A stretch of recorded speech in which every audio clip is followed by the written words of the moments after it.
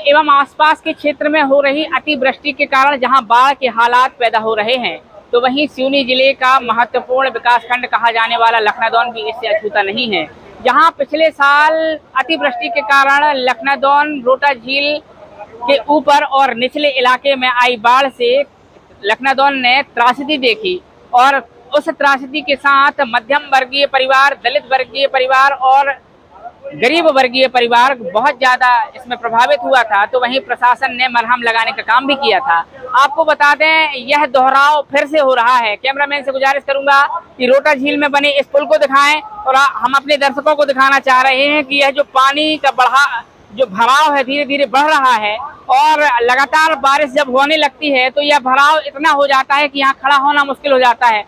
आपको हम यह भी बता दें कि यह हालात पिछले 2-3 सालों से लगातार बढ़ते जा रहे हैं, जिसके कारण झील के ऊपर यानी वार्ड क्रमांक 7, 8 और 9 और अगर बात करें रोटा झील के नीचे तो वार्ड क्रमांक 2 और 3 ऐसी हमें जानकारी है बहुत ज्यादा प्रभावित होते हैं। और शायद इसी को ध्यान में रखते हुए जिला कलेक्टर संस्कृति जैन के आदेश पर एसडीएम लखनादौन हिमांशु जैन के मार्गदर्शन में पानी खुलने के बाद रोटा झील में बने आउटलेट को तोड़ने का प्रयास किया जा रहा है, जिसकी पुष्टि एसडीएम लखनादौन ने की है। हम आपको बताएंगे और कैमरामैन से गुजारिश करेंगे कि वो बताएं। यह जो पोगलेन मशीन है इसके माध्यम से रोटा झील के नीचे बने आउटलेट को तोड़ा जाने का एक प्रोजेक्ट है, जैसा कि हमें फोन में जानकारी अधिकारियों द्वारा दी गई है। और उन्होंने बताया है कि चूंकि पानी का भराव अधिक होने के कारण अभी संभव यह नहीं हो पाया है, लेकिन जैसे ही पानी कम होगा रोटा झील के नीचे बने आउटलेट को तोड़कर और उसे गहरा करने का प्रयास किया जाएगा, ताकि जो रोटा झील के ऊपर बनी चौपाटी के कारण कह लें या रिफ्ते में भर रहे पानी में कुछ हद तक राहत मिलेगी। इसी के कारण रोटा झील के ऊपर बनी चौपाटी कह लें या अवरोध के कारण सबसे ज्यादा प्रभावित अगर कोई वार्ड होता है तो वार्ड क्रमांक 8 होता है। और आपको हम यह भी बता दें कि वार्ड क्रमांक 8 के सबसे तेज तर्रार कहे जाने वाले पार्षद बबलू पंडा हमारे साथ जुड़े हुए हैं। हम आपको यह भी बता दें कि बबलू पंडा वही बबलू पंडा है कि जब वार्ड क्रमांक 8 में कोई आपत्ति आती है तो सबसे पहले बबलू पंडा की आवाज इस वार्ड से सुनाई देती है। हमारा बहुत बहुत स्वागत है भाई साहब आपका हमारे चैनल में। आपसे जानना चाहेंगे कि पिछले साल भी यही हुआ था। मुद्दे में आते हैं कि 1 साल के अंतर में आपके द्वारा नगर परिषद में क्या आवेदन निवेदन किया गया है और नगर परिषद में आपके लिए या वार्ड के लिए क्या काम किया गया है? मैंने बहुत काम किया हूँ। मैंने लिख के दिया हूँ, मैडम को लेटर पैड दिया हूँ, लेटर में लिख के दिया हूँ कि मैडम पिछले साल जैसा हादसा फिर ना हो, बाढ़ फिर आएगी।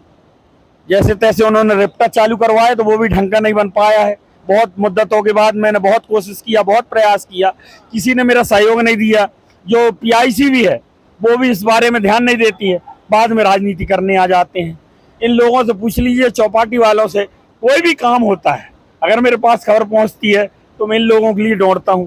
मैंने ऊपर तक प्रयास किया, सीएमओ मैडम को बोला, लेकिन उसके बाद वही नतीजा ढाक के 3 पात। अब हम आपसे ये सीधी बात करेंगे कि अभी जैसे हमें जानकारी लगी है लखनादौन एसडीएम ने जैसा कि हमें बताया है कि पोगलेन मशीन आकर खड़ी हो गई है, और हमें यह भी जानकारी लगी है कि रोटा झील के उस तरफ जो आउटलेट बना है उनको तोड़ने की कवायद अभी जारी है, क्योंकि पानी ज्यादा है। तो इसे किसका प्रयास कहा जाएगा या ये इसकी वाहवाही कौन लूटेगा?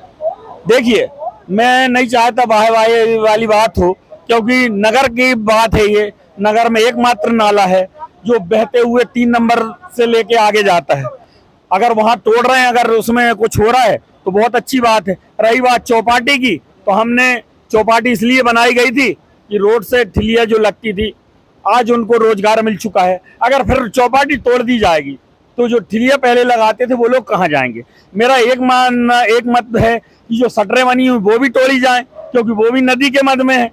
अगर चौपाटी तोड़ी जाती है तो नहीं, तो इन लोगों को पहले रोजगार दिया जाए और फिर चौपाटी तोड़ दी जाए। हम आपसे अगर रहवासियों के हिसाब से अगर सुझाव देना चाहें तो हमारा तो ये भी मानना है कि नाले में जो सिल्ट जमा हुई है उसका गहरीकरण भी हो सकता था। मैंने लिख के दिया था मैडम से सामने कि मैडम आप इधर नदी में ध्यान दीजिए, गट्टू अट्टू मत लगवाइए, पहले नदी में ध्यान दीजिए मैडम। अगर बाढ़ फिर आ गई फिर वही तांडव होगा जो पिछले साल हुआ था। और अभी भी कल रात में भी वही हुआ है। वो तो हम लोगों की टीम है जो हम इसमें करते रहे, प्रशासनिक अधिकारी भी आए, देखे चले गए। तो कल जब ये बाढ़ आई थी तो कोई नुकसान हुआ है आपकी वार्ड क्रमांक 8? हाँ आया, पानी भर गया है, लोगों को। रोडों से घर में पानी भर गया है। अभी आप जाके देखिए रोड में पानी आ गया है शमशान घाट तक। नगर परिषद की टीम वगैरह वहाँ पहुंची? नगर परिषद की टीम उस जगह काम कर रही है जहाँ पानी नहीं। मेरा मतलब ये जैसे रिप्ता बहुत पुराना है, यहाँ लकड़ी कल भी आके फंस गई थी, तो जेसीबी 3 नंबर वार्ड में चल रही थी। भाई जहाँ अगर पानी लकड़ी फंस रही है, कचरा फंस रहा है, तो वहां साफ कीजिए आप।